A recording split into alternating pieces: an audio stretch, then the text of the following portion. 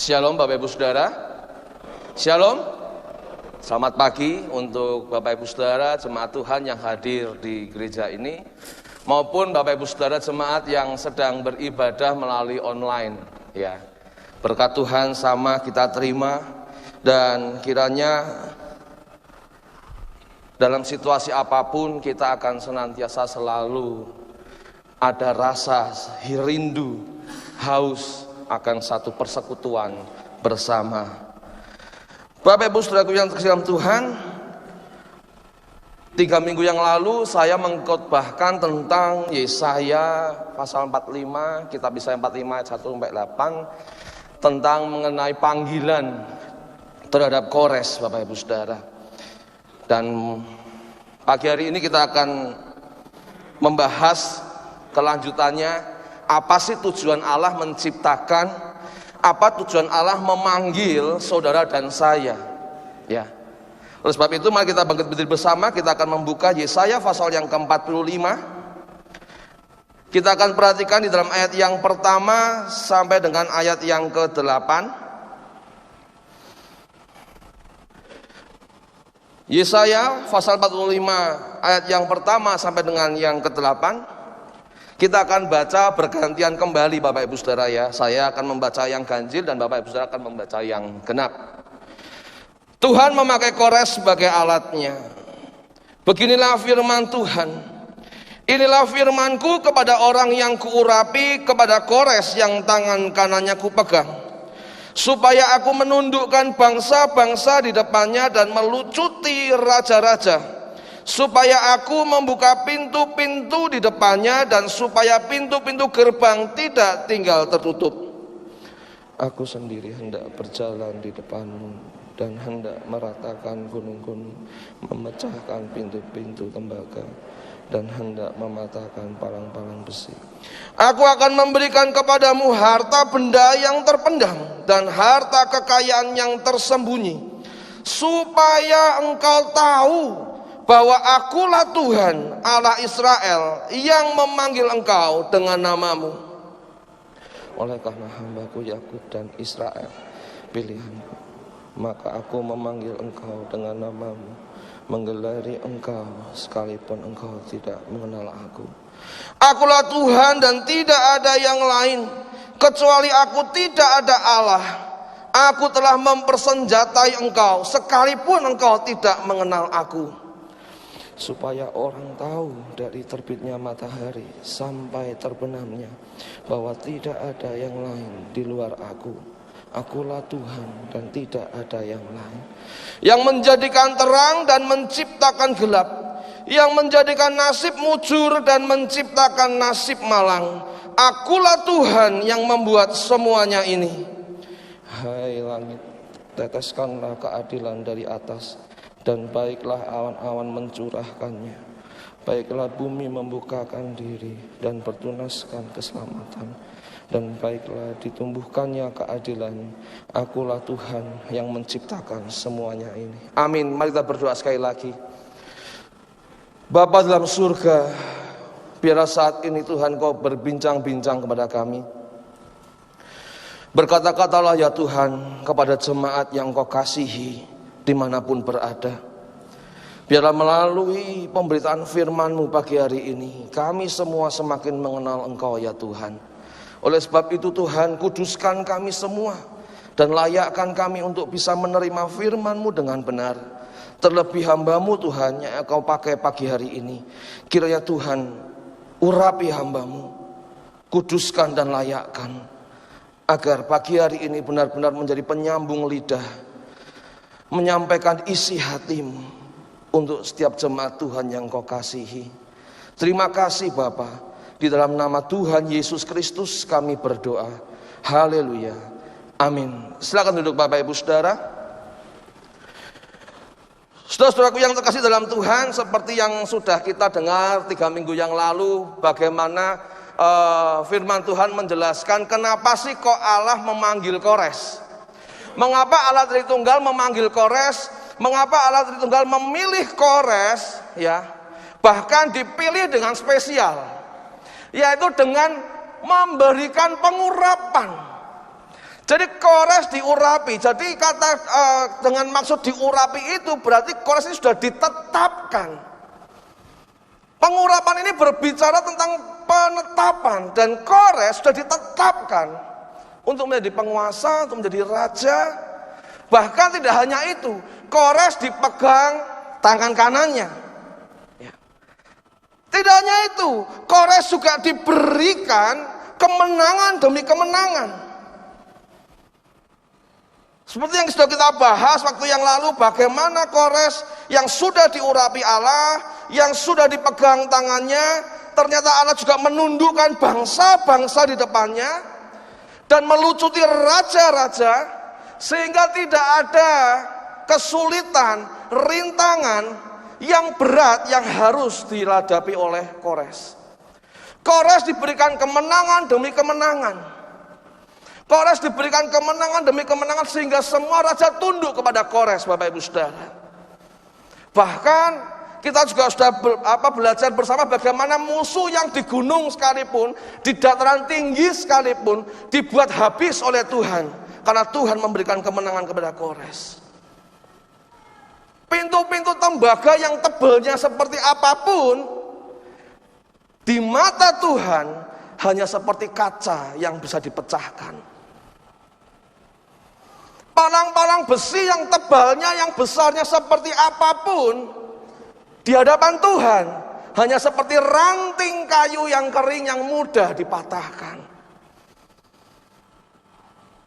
Dan kita bisa belajar bersama 3 minggu yang lalu, ternyata Allah memberikan segala harta yang terpendam, segala harta yang tersimpan, yang tersembunyi.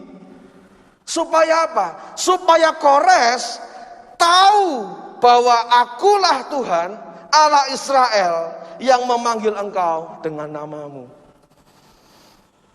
Ternyata Allah memberikan kemenangan demi kemenangan kepada Kores dengan maksud tujuan supaya Kores tahu siapa Allah Israel itu, siapa Allah yang sejati itu, saudara.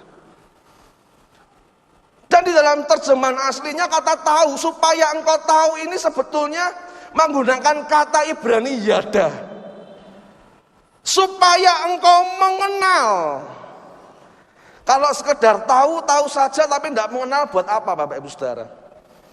Untuk apa Bapak Ibu Saudara tahu? Oh ya tahu, Allahnya orang Kristen adalah Allah Tritunggal, tahu. Oh tahu, namanya Yesus Kristus itu ya Tuhan, Juru Selamat. Hanya sekedar tahu saja. Untuk apa kita menjadi orang Kristen? Tapi lebih daripada itu, tujuan Allah Tritunggal memanggil saudara dan saya adalah supaya engkau dan aku mengenal sungguh-sungguh, mengenal siapa Allah sejati yang menciptakan semesta alam ini. Kalau saudara hanya sekedar tahu, buat apa? Tetapi tujuan utamanya adalah supaya saudara dan saya ini benar-benar mengenal gitu loh. Seperti apa Allah Tritunggal itu? Seperti Allah yang disembah oleh Abraham, Ishak dan Yakub. Seperti apa Allah yang menyatakan dirinya kepada manusia. Dan oleh karena itu Bapak Ibu Saudara, supaya saudara dan saya mengenal siapa itu Allah Tritunggal, sama seperti Allah memberikan kepada Kores harta benda terpendam, harta kekayaan yang tersembunyi, demikian juga Allah sudah memberikan kepada saudara dan saya harta yang terpendam, harta yang tersembunyi, yaitu iman kepada Yesus Kristus, yaitu Roh Kudus yang sudah Tuhan taruh dalam hati saudara dan saya. Ini adalah harta kita yang paling berharga Bapak Ibu Saudara. Ini harta yang paling berharga. Jangan berpikir kalau kita ini sudah punya segala sesuatu, punya rumah, punya keluarga, punya pekerjaan yang baik, hidup yang diberkati. Jangan hanya sebatas itu. Itu materi. Itu hanya situasi yang bisa sewaktu-waktu hilang. Tetapi ada satu harta yang terpendam, harta yang tersembunyi, yang tidak ternilai harganya karena saking berharganya, yaitu Roh Kudus, Allah sendiri yang tinggal dalam hidup saudara dan saya. Sehingga ini yang harusnya menjadi tujuan yang pertama dan yang utama. Mengapa saudara dan saya mengikut Yesus? Ini tujuan pertama dan utama mengapa saudara dan saya menyembah Allah Tritunggal. Supaya kita mengenal sungguh-sungguh siapa Allah itu. Dan bersyukur bila mana Allah sudah mencurahkan rohnya. Allah sudah mengorbankan anaknya untuk menebus saudara dan saya. Untuk meyakinkan ada keselamatan untuk saudara dan saya. Ini satu harta yang dulunya terpendam, yang dulunya tersembunyi, yang dahulu kala diselidiki oleh para nabi, dinyatakan melalui Yesus Kristus. Jadi Bapak Ibu Saudara, ketika saudara membaca Alkitab, saudara harus bisa melihat benang merah ini. Dari perjanjian lama,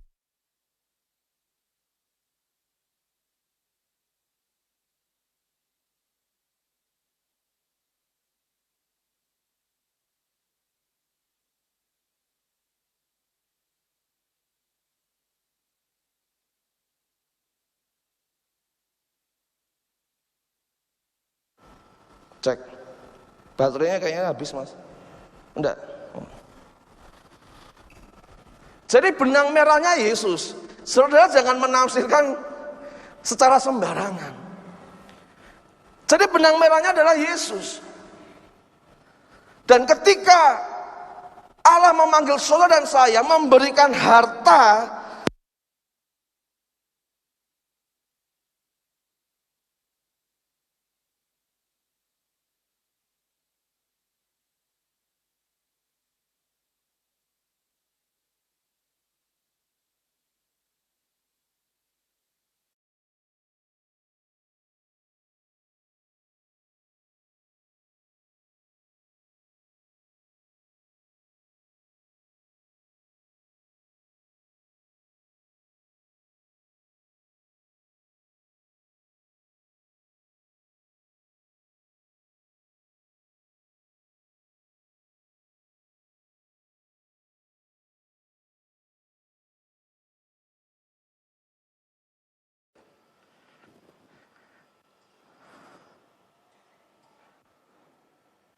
ini yang banyak orang Kristen tidak menyadari.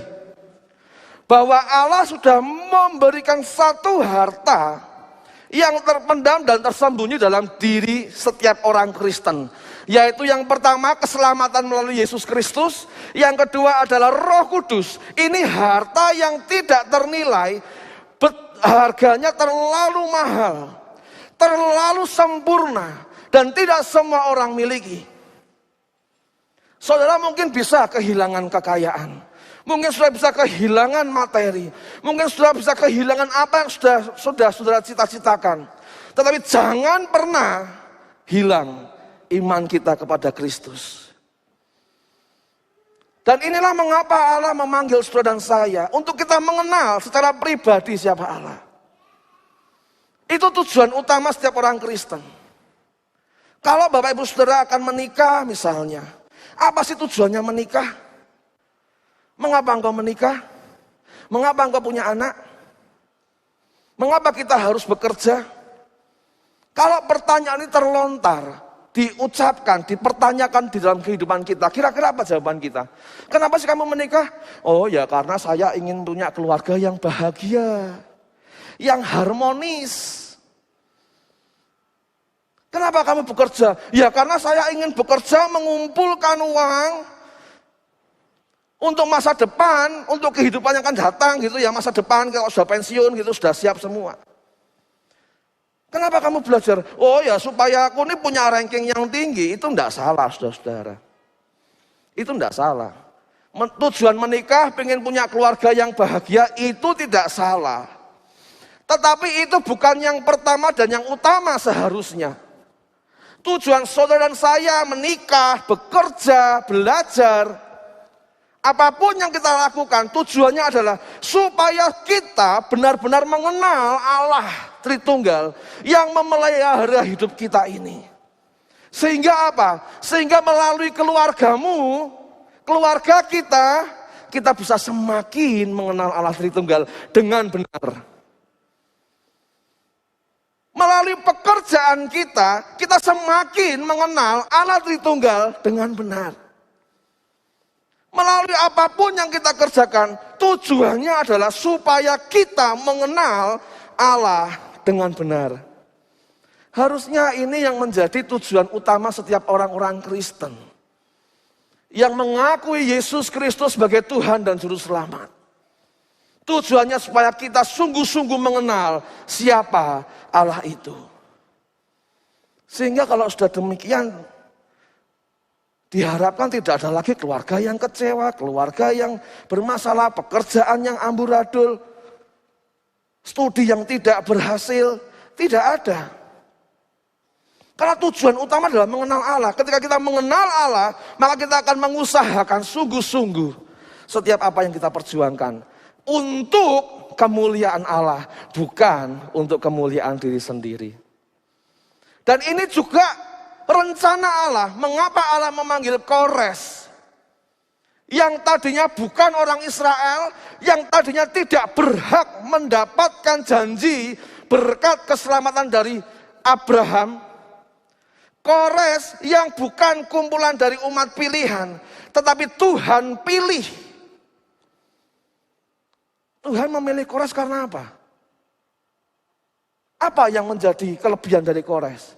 Apakah Tuhan memilih Kores karena cek ganteng ngira arek iki rek, brewoke kandel, irunge bangir, cocok jadi raja ini. Nanti membebaskan Israel. Apakah karena itu? Mengapa Allah memilih Kores? Apa karena badannya besar, gagah, cocok? Nah. Apakah Allah memilih Kores sebagai orang yang untuk bisa mengenal Allah? Apakah karena Kores adalah seorang yang kaya raya?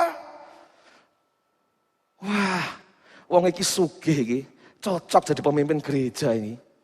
Wong iki jan hartanya banyak, ini cocok ini jadi bisa untuk menyumbang pekerjaan Tuhan ini. Tak pilih jadi majelis, jadi pendeta, jadi gembala dan lain sebagainya. Apakah itu Allah memilih saudara dan saya? No. Bukan.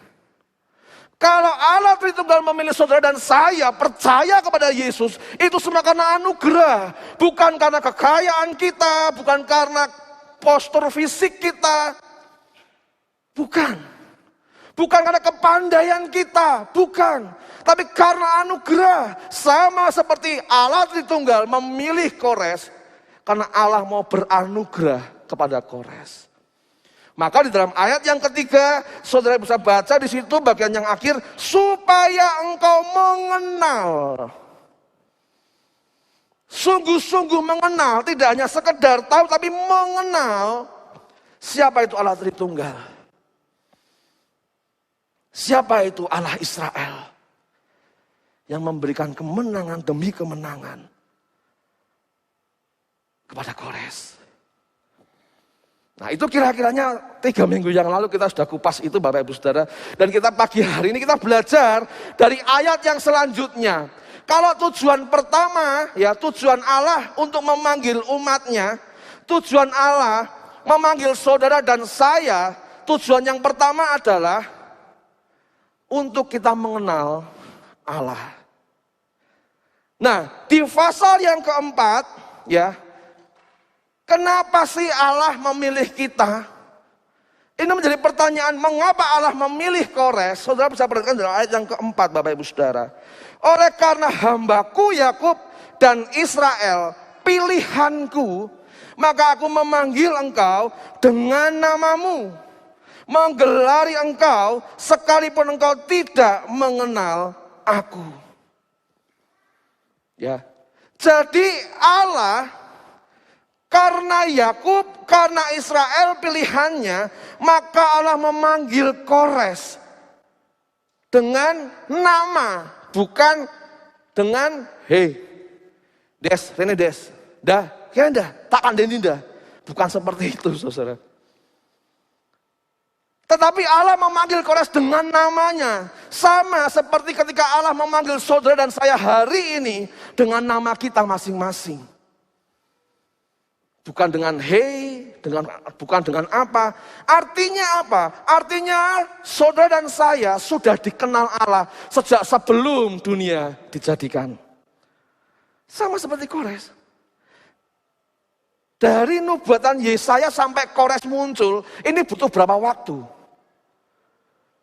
Ketika jaraknya Yesaya menubuatkan tentang Kores sampai munculnya Kores kurang lebih ada jarak sekitar 170 tahun. Berarti ketika Yesaya menubuatkan ini, Kores belum ada. Tetapi Allah bisa melihat jauh di dalam rancangannya siapa yang akan dipilihnya.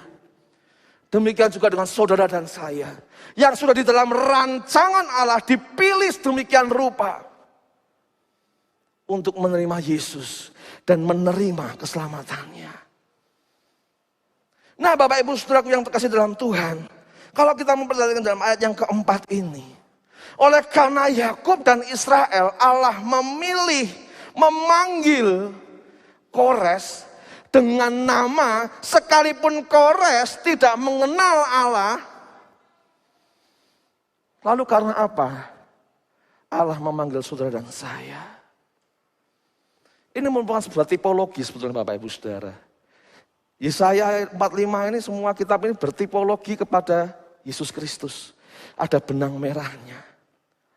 Kalau karena Yakub, karena Israel, Allah memilih Kores, Allah memanggil Kores. Hari ini ingin saya katakan kepada Bapak Ibu Saudara dan saya, hari ini karena Yesus Kristuslah engkau dan aku dipilih Tuhan.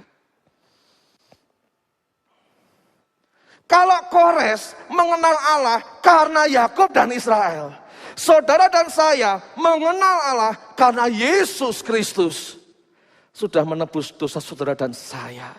Ini yang namanya anugerah Bapak Ibu Saudara. Seperti yang tadi saya katakan, bukan karena gagahnya kita, bukan karena kepandaian kita, bukan karena suksesnya pekerjaan kita, bukan karena bahagianya keluarga kita, bukan. Kalau Allah memilih kita, itu semua murni karena anugerah. Karena Dia sudah memberikan Yesus Kristus mati untuk saudara dan saya. Kores boleh dipilih karena Yakub. Kores boleh dipanggil karena umat pilihan Israel. Tapi saudara dan saya dipanggil, dipilih karena Yesus Kristus. Tidak hanya itu. Kita semua dibekali oleh harta yang terpendam, harta yang tersembunyi, harta yang sangat berharga, yaitu iman kepada Yesus Kristus. Itu yang menjadi jaminan kita untuk mendapatkan keselamatan. Jadi dengan ini Bapak Ibu Saudara, saya ingin Bapak Ibu Saudara dan saya benar-benar semakin hari semakin mengenal Allah Tritunggal dengan benar. Semakin hari semakin mengenal siapa Yesus Kristus. Semakin hari semakin menyadari bahwa ternyata kita ada sampai hari ini, itu semua anugerah Allah. Allah memanggil, Allah memilih kita melalui Yesus Kristus. Tanpa Yesus kita ini bukan termasuk yang hitungan penerima janji Bapak Ibu Saudara. Bukan. Tanpa Yesus Kristus kita ini tidak berhak dapat berkatnya Abraham. Tanpa Yesus Kristus kita ini tidak punya apa-apa dan kita ini adalah nothing. Tanpa Yesus kita ini binasa. Tetapi karena Yesus engkau dan aku diselamatkan. Karena Yesus engkau dan aku dipilih dan dipanggil. Dan itulah anugerah. Karena sebetulnya kita sebelumnya tidak pernah mengenal siapa Allah Tritunggal. Kalau tidak melalui Yesus Kristus. Dan karena panggilannya yang mulia untuk saudara dan saya. Makanya saya ingin Bapak Ibu Saudara banggalah sebagai orang Kristen. Banggalah kalau engkau sudah menerima Yesus Kristus. Karena saudara dan saya termasuk umat pilihan Allah. Umat yang dipilih untuk menerima janji yang Tuhan berikan kepada Abraham. Inilah umat pilihan Bapak Ibu Saudara. Sudahkah Bapak Ibu Saudara mengenal Allah Tritunggal dengan baik? Apa tujuan kita berkeluarga? Apa tujuan kita berumah tangga? Apa tujuan kita bekerja? Melalui keluarga kita, apakah kita semakin mengenal Allah? Apakah kita semakin mengenal Yesus dan Roh Kudus? Melalui keluarga, apakah kita semakin bisa melayani Tuhan bersama? Atau jangan-jangan keluarga justru membuat kita jauh dan tidak mengenal Allah? Ini yang keliru. Karena Allah menganugerahkan kepada kita keluarga, supaya kita lebih lagi mengenal Allah Tritunggal melalui keluarga. Jadi ini yang menjadi tujuan hidup Bapak Ibu Saudara dan saya. Melalui pekerjaan, Tuhan berikan pekerjaan, Tuhan berikan usaha dan lain sebagainya. Tujuannya bukan yang utama itu untuk mencapai kesuksesan dan kekayaan, tidak. Tetapi tujuan yang pertama dan utama adalah supaya engkau semakin mengenal Allah Tritunggal yang sudah beranugerah dalam hidupmu. Oleh sebab itu jangan sampai pekerjaan justru menjauhkan kita dari Tuhan. Jangan sampai dengan berkeluarga kita malah semakin jauh dari Tuhan. Jangan sampai karena engkau yang masih muda-mudi, yang masih pacaran, ya justru menjauh dari Tuhan. Bukan itu tujuannya Allah beranugerah dalam hidup kita. Kalau kita diizinkan berkeluarga, bekerja, punya pacar, sekolah dan lain sebagainya, tujuan utamanya untuk mengenal Allah Tritunggal lebih jelas lagi. Kalau sampai karena kehidupan kita, keluarga kita, pekerjaan kita malah justru jauh dari Tuhan, kita perlu minta ampun pada Tuhan. Kita perlu introspeksi diri kembali. Mengapa Tuhan izinkan kita mengalami sakit? Mengapa Tuhan izinkan kita mengalami kelemahan? Supaya kita juga semakin mengenal Allah Tritunggal yang beranugerah dalam hidup ini. Sehingga seharusnya kalau mau kesaksian itu yang sedang dalam proses gitu. Kalau kesaksian sudah sampai yang puncaknya, selesainya, sudah hutangnya lunas, sudah sakitnya sembuh, hanya fokus kepada mujizatnya saja. Saya khawatir orang-orang yang mendengar mujizat-mujizat kesaksian seperti ini hanya fokusnya imannya karena mujizat, bukan karena pendengaran. Tetapi harusnya yang sedang berjuang hari-hari ini, yang sedang mengalami sakit, sedang mengalami keterpurukan, tetapi engkau masih setia kepada Allah Tritunggal, engkau masih berpengharapan kepada Yesus Kristus, itu yang harusnya bersaksi begitu.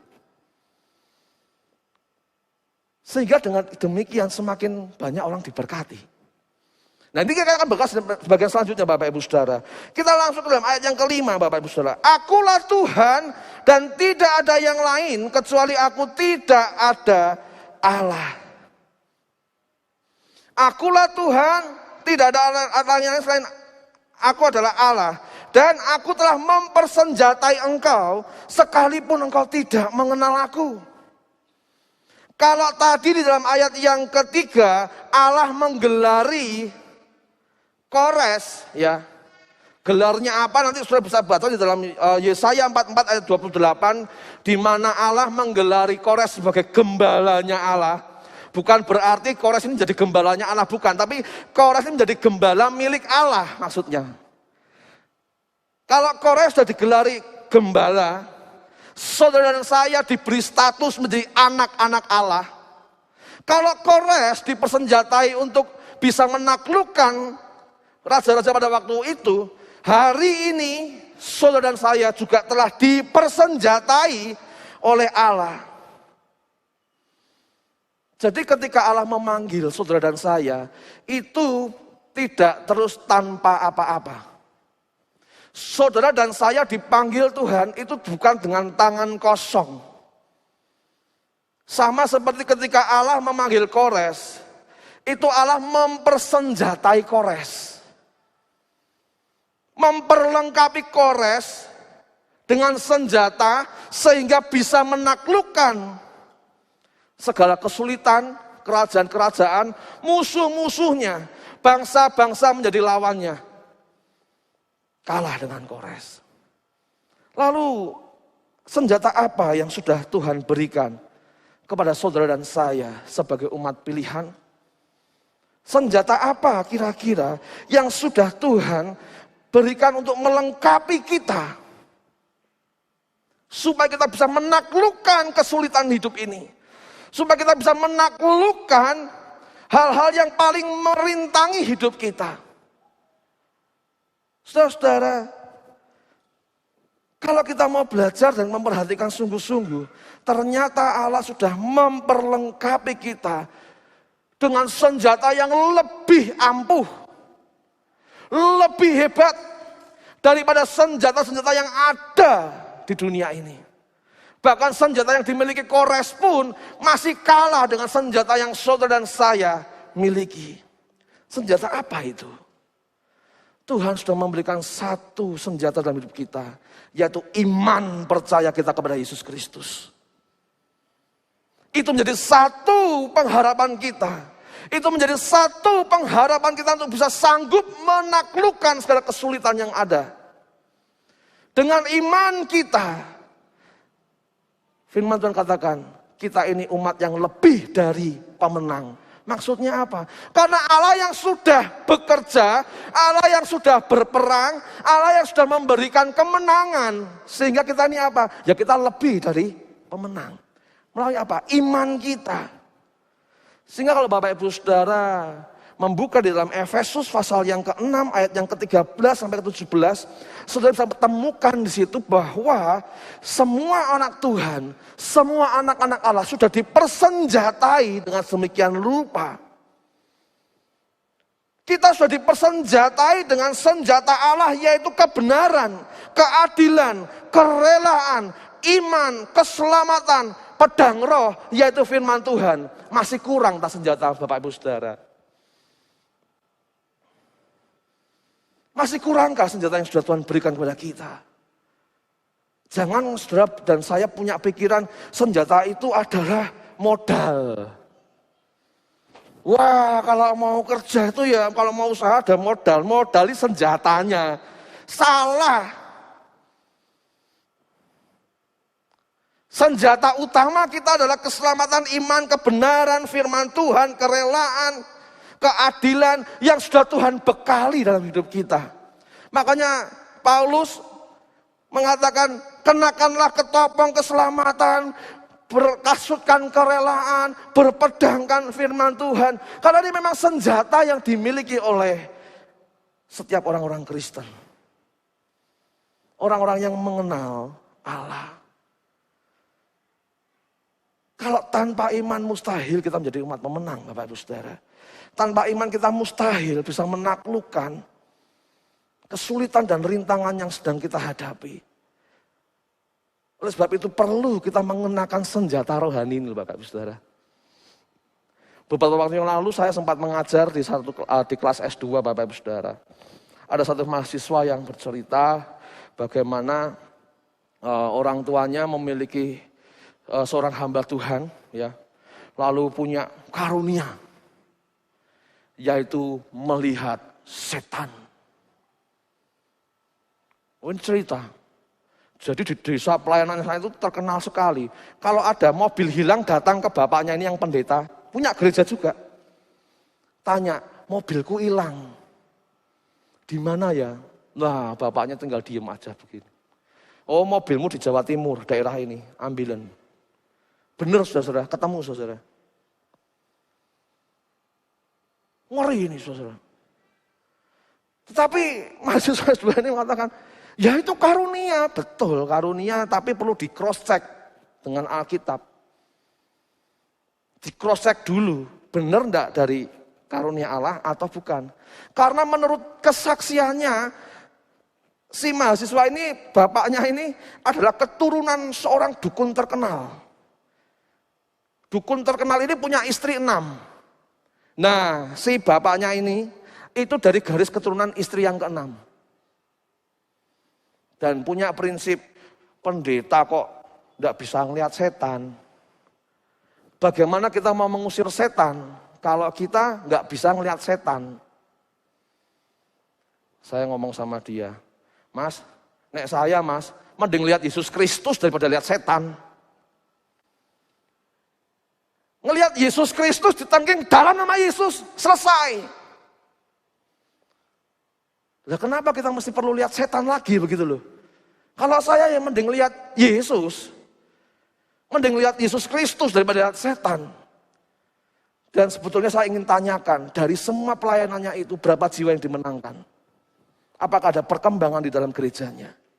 Kalau sampai orang lain bisa merasakan pertolongan dari orang yang seperti ini yang mengaku ikut Yesus, tetapi akhirnya orang ini tidak mengenal Yesus Kristus, percuma. Percuma. Kalau sampai ada orang minta tolong Pak, mobil saya di mana ini Pak? Oh, mobilmu ada di Jawa Timur.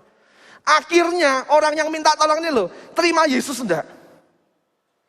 Percaya Yesus enggak?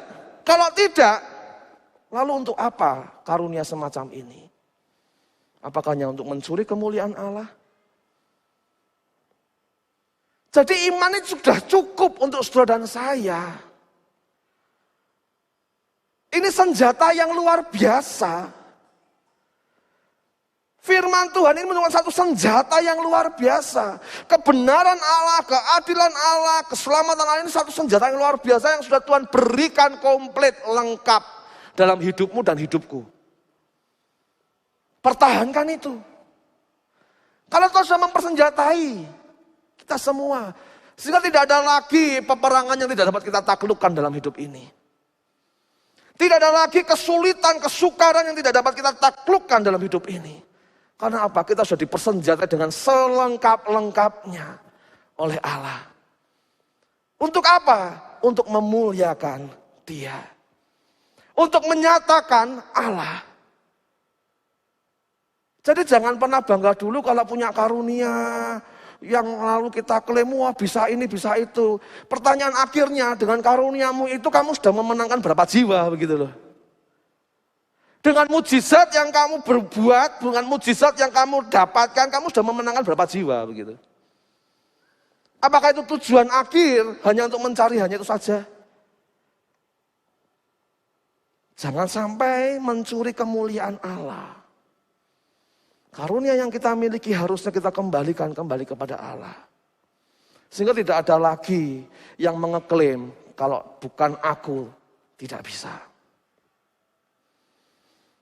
Kalau sampai kita berhasil, tidak lagi kita mengeklaim, oh ini karena aku, enggak. Karena Allah beranugerah. Tujuannya apa? Nah ini tujuan yang kedua. Mengapa Allah memanggil saudara dan saya? Kalau tujuan yang pertama, Allah memanggil saudara dan saya supaya kita mengenal secara pribadi siapa Allah Tritunggal. Tujuan yang kedua adalah ayat yang ke-6 Bapak Ibu Saudara.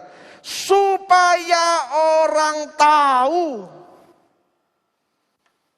Supaya orang mengenal. Jadi ketika saudara dan saya dipanggil Tuhan, menerima keselamatannya, diberikan anugerahnya, dipersenjatai dengan selengkap-lengkapnya. Tujuannya apa? Melalui kehidupan kita ini, kita bisa membuat semua orang mengenal siapa Allah yang benar. Karena terlalu banyak Allah palsu di dunia ini. Bahkan tidak sedikit orang-orang yang notabene katanya ke gereja Kristen pun kadang masih mengalahkan hartanya, mengalahkan keluarganya, mengalahkan pacarnya, sehingga mau berkorban apa saja demi pacarnya, berkorban apa saja demi apa saja. Yang seperti ini belum mengenal Allah sesungguhnya. Karena masih berjuang dengan kekuatannya sendiri. Kalau bukan Allah yang beranugerah, tidak bisa. Oleh sebab itu, tujuan yang kedua, mengapa Allah memanggil saudara dan saya, yaitu supaya kita ini menjadi saksi, supaya semua orang tahu, supaya semua orang mengenal. Wih, ini loh Yesus Kristus sudah selamat. Dia Allah pencipta semesta alam. Inilah Allah yang banyak orang tidak tahu, tidak mengenal. Sama ketika Paulus di dalam Kisah Para Rasul mengatakan, aku memberitakan Allah yang tidak ada namanya, yang tidak kamu kenal. Lah ini yang aku beritakan. Yaitu Allah Tritunggal di dalam Yesus Kristus. Supaya orang mengenal dari terbitnya matahari sampai terbenamnya, bahwa tidak ada yang lain di luar aku. Akulah Tuhan dan tidak ada yang lain. Jadi jelas, clear. Anugerah yang sudah kita miliki, anugerah yang sudah kita punya dari Tuhan, anugerah yang sudah diberikan kepada kita, itu bukan untuk kita kekepi dewi. Bukan untuk kita miliki sendiri. Keselamatan yang sudah Bapak Ibu sudah terima, itu perlu kita bagikan kepada banyak orang. Supaya semakin banyak orang mengenal siapa Allah Tritunggal, siapa Allahnya orang Kristen, siapa Yesus Kristus, siapa Roh Kudus. Melalui keluarga kita, orang bisa mengenal siapa Allah Tritunggal. Melalui pekerjaan kita, orang bisa mengenal siapa Allah Tritunggal. Sebetulnya ini mengapa Allah memanggil saudara dan saya. Kita nggak cukup hanya untuk mengenal pribadi saja. Kita nggak cukup hanya mengenal Allah secara pribadi saja. Lebih daripada itu, tugas saudara dan saya adalah memberitakan Allah kepada semua orang. Supaya semakin banyak orang tahu, dari terbitnya matahari sampai terbenamnya tidak ada yang lain di luar Allah Tritunggal. Di luar Allah Tritunggal tidak ada yang lain. Hanya ada satu Allah yang benar. Hanya ada satu Allah yang esa, yaitu Allah Tritunggal. Ini tujuan saudara dan saya dipanggil Tuhan. Ini tujuan Allah mempersenjatai kita. Lalu saudara-saudara, coba saudara perhatikan di dalam ayat yang ke-7 Bapak Ibu Saudara. Yang menjadikan terang dan menciptakan gelap. Yang menjadikan nasib mujur dan menciptakan nasib malang. Akulah Tuhan yang membuat semuanya ini. Jadi kalau tadi panggilan yang pertama supaya kita mengenal Allah pribadi, yang kedua tujuannya adalah supaya orang lain mengetahui siapa Allah Tritunggal, siapa Allah yang benar. Lalu kita melihat bahwa bagaimana umat pilihan Allah ditentukan untuk menjadi terang. Nah, kalau sudah perhatikan, bukan gelap dulu yang disebutkan. Yesaya menuliskan, bukan mengatakan demikian, yang menjadikan gelap dan menciptakan terang. Yang menciptakan nasib malang dan menciptakan nasib mujur. Tidak. Tetapi urutannya jelas, terang, gelap, nasib mujur, nasib malang. Karena apa? Dunia ini memang sudah penuh dengan kegelapan. Dunia ini sudah terlalu gelap. Semakin hari semakin jauh daripada Allah. Dunia ini semakin butuh terang. Jadi terang ini harus bisa mengalahkan kegelapan. Terang harus bisa mengalahkan kegelapan. Yang menjadikan terang, yang menciptakan gelap. Jadi gelapnya memang ada, tapi sebelum gelap ada, terang sudah ada. Ketika Bapak Ibu Saudara melihat dunia dalam kitab Kejadian penciptaan, pada mulanya dunia itu gelap gulita, ya. Maka ada terang. Bukan artinya terangnya tidak ada. Terangnya sudah ada, yaitu Allah Tritunggal sendiri menjadi terang bagi kegelapan. Cuma dunia sudah terlalu gelap, sehingga perlu diterangi. Demikian juga dunia sekitar kita. Bukankah Yesus Kristus di dalam Matius pasal yang kelima ayat 14 dia mengatakan bahwa umat pilihan menjadi terang bagi dunia yang gelap. Tahukah engkau, tidak tahukah engkau bahwa engkau adalah terang? Sehingga tidak ada kota di atas gunung yang tidak kelihatan. Saudara dan saya adalah terang bagi dunia ini. Bukan terang yang sembarangan. Terang yang sampai bisa mengatasi kota yang di atas gunung itu loh. Bisa kelihatan. Saudara dan saya dipanggil untuk menjadi terang bagi dunia yang sudah gelap ini, Bapak Ibu Saudara. Karena kalau kita buka di dalam selanjutnya di dalam Yohanes 8 ayat 12, saudara bisa perhatikan. Bahwa Allah mengatakan, Yesus mengatakan bahwa akulah terang dunia. Yesus adalah terang dunia. Lalu bagaimana caranya supaya kita bisa menjadi terang dunia? Tidak ada cara lain selain kita tetap terus tinggal di dalam Yesus.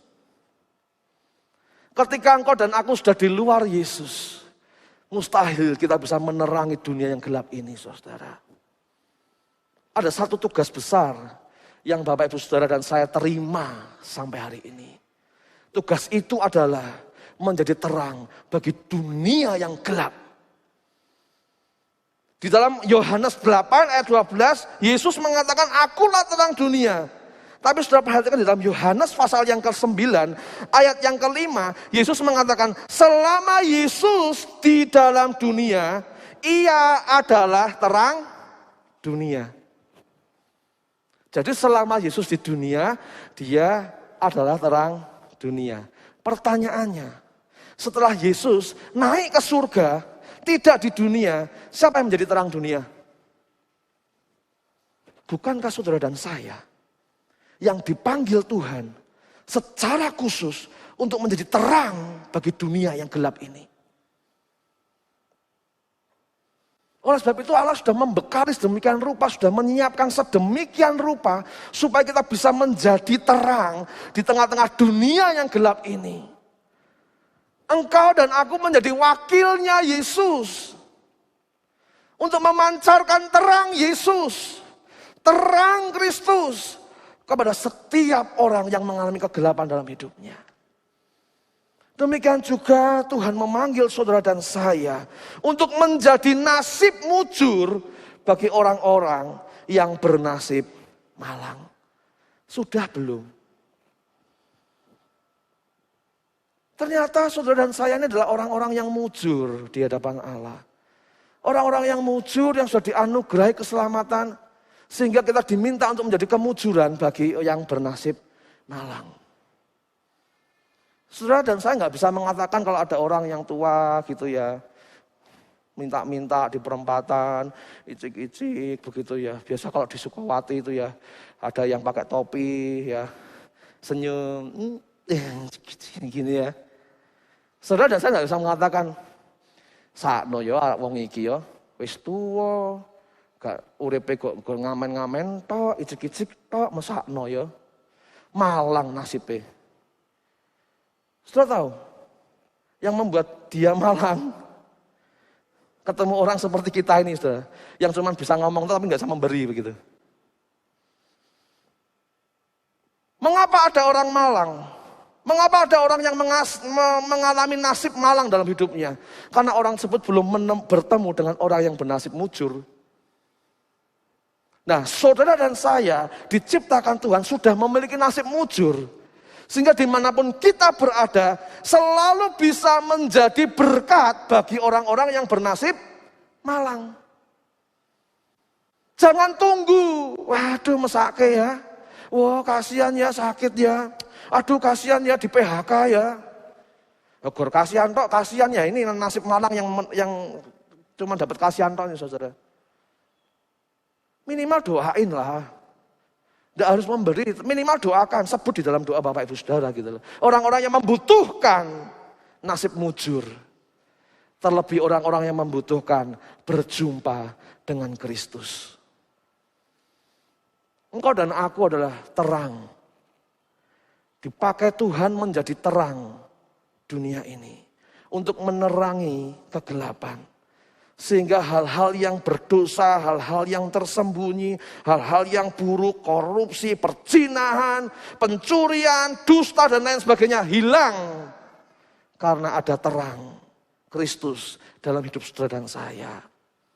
Engkau dan aku diciptakan Tuhan, dipanggil untuk menjadi nasib mujur bagi orang-orang yang bernasib malang.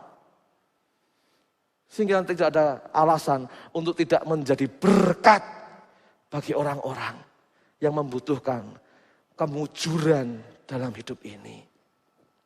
Mungkin kita dipercaya punya satu usaha, kita dipercaya untuk memiliki sebuah pekerjaan. Tahukah kita supaya orang-orang yang dengan kita merasakan nasib mujur dan hilang nasib malang. Ketika kita semua dianugerahkan, diizinkan Tuhan dianugerahkan sebuah pernikahan rumah tangga. Supaya kita ini menjadi nasib mujur untuk keluarga kita. Baik kepala keluarga, baik istri, baik anak-anak, semuanya harus punya pemahaman semacam ini. Bahwa engkau satu dengan yang lain saling kait-mengkait menjadi nasib mujur untuk satu dengan yang lain. Sehingga menjadi keluarga yang mujur begitu. Harusnya begitu.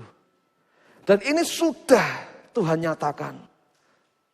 Kalau Tuhan memakai Kores untuk menjadi nasib mujur untuk Israel yang sedang mengalami kemalangan karena pembuangan, ya.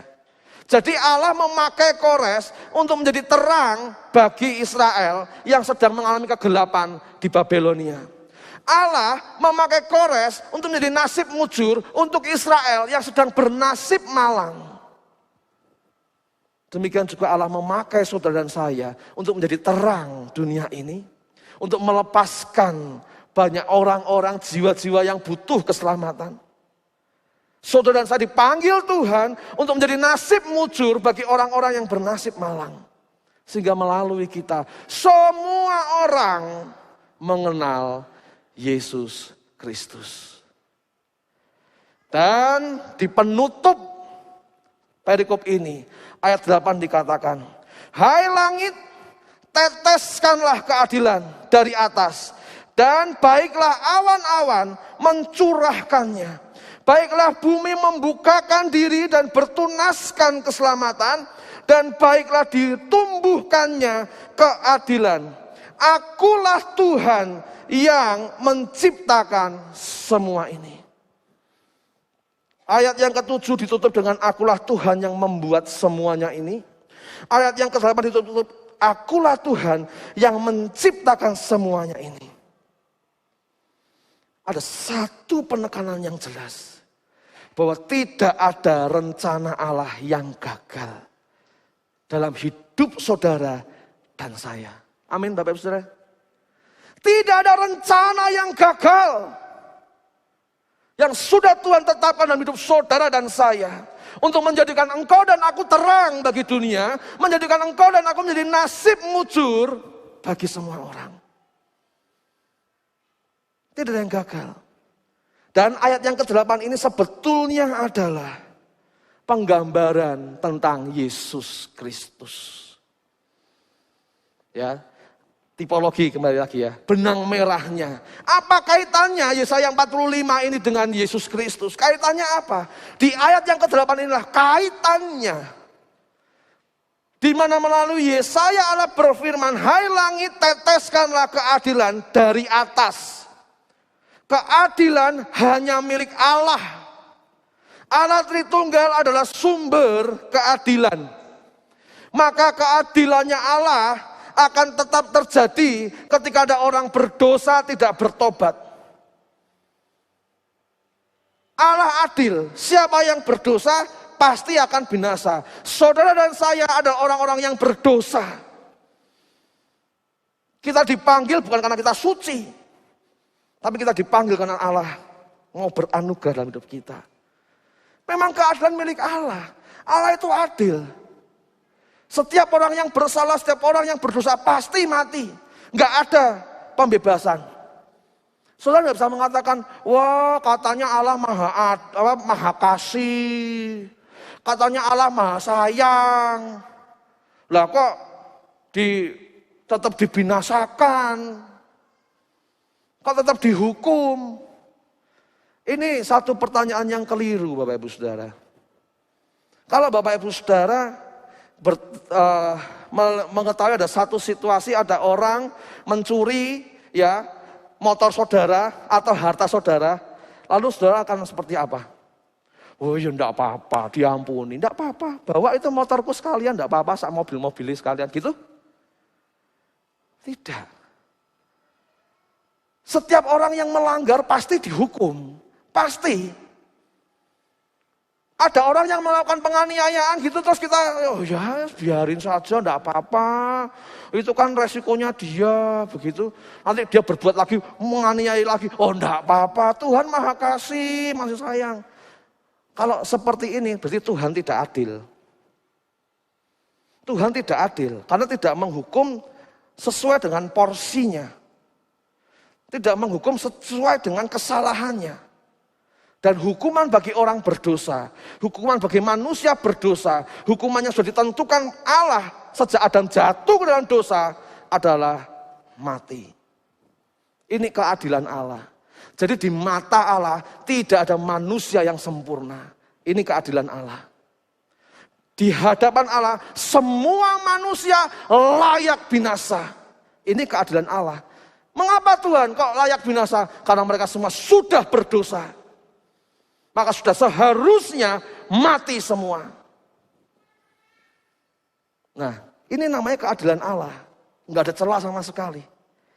Tetapi keadilan Allah dinyatakan dalam Kristus. Oleh sebab itu masih dalam ayat yang ke-8, baiklah bumi membukakan diri dan bertunaskan keselamatan.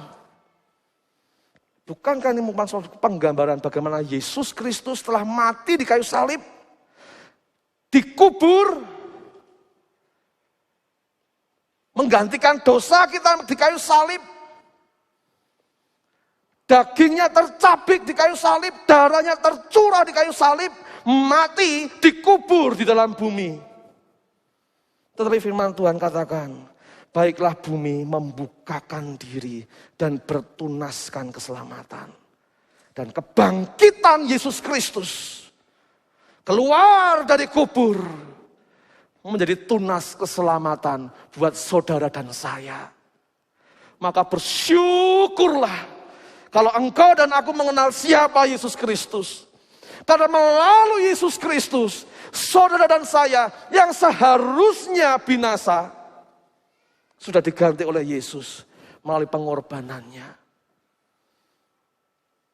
Saudara dan saya yang seharusnya binasa, yang harusnya mati, digantikan oleh Yesus. Dan setelah bumi mengeluarkan, bertunaskan keselamatan. Nah, yang bagian terakhir. Dan baiklah ditumbuhkannya keadilan. Keadilan, keselamatan, keadilan. Keadilan Allah, semua manusia pasti binasa karena berdosa. Tetapi bumi melalui pengorbanan Yesus, bertunaskan keselamatan melalui Yesus Kristus. Apakah keadilan Allah hilang? Apakah lantas Allah tidak menjadi adil begitu? Tidak. Justru keselamatan ini, tunas keselamatan ini, keadilan Allah semakin jelas. Sudah ada yang mengganti. Engkau yang seharusnya mati, sudah ada yang mengganti. Engkau yang seharusnya binasa, sudah ada yang mengganti. Yaitu Yesus Kristus. Clear, impas. Maka engkau dan aku diselamatkan Tuhan oleh anugerah Allah. Saudara-saudaraku yang sekalian Tuhan, sebagai penutup khotbah pagi hari ini, mari kita merenungkan kembali tujuan Allah Tritunggal memanggil kita ini untuk apa sih? Tujuan Allah Tritunggal memanggil saudara dan saya supaya kita mengenal Allah sejati itu yang seperti apa. Yang pertama. Yang kedua, tujuan Allah memanggil saudara dan saya adalah supaya orang lain juga mengenal siapa Allah melalui kita sekalian. kebangkitan Tuhan Yesus menjadi tunas keselamatan bagi orang-orang percaya. Keadilan Allah digenapi di dalam Yesus Kristus. Dan apapun yang Allah rencanakan pasti terjadi, termasuk keselamatan saudara. Keselamatanmu dan keselamatanku dijamin oleh Allah, tidak akan pernah hilang. Karena engkau dan aku umat pilihan Allah yang dijaga sedemikian rupa. Terlebih ada Roh Kudus dalam hidup ini. Mari kita mengenal Allah dengan lebih baik lagi. Mari kita menggenapi rencana Tuhan dengan tepat. Bahwa kita mengenal Allah dan melalui kita banyak orang mengenal Allah. Yesus Kristus dipermuliakan.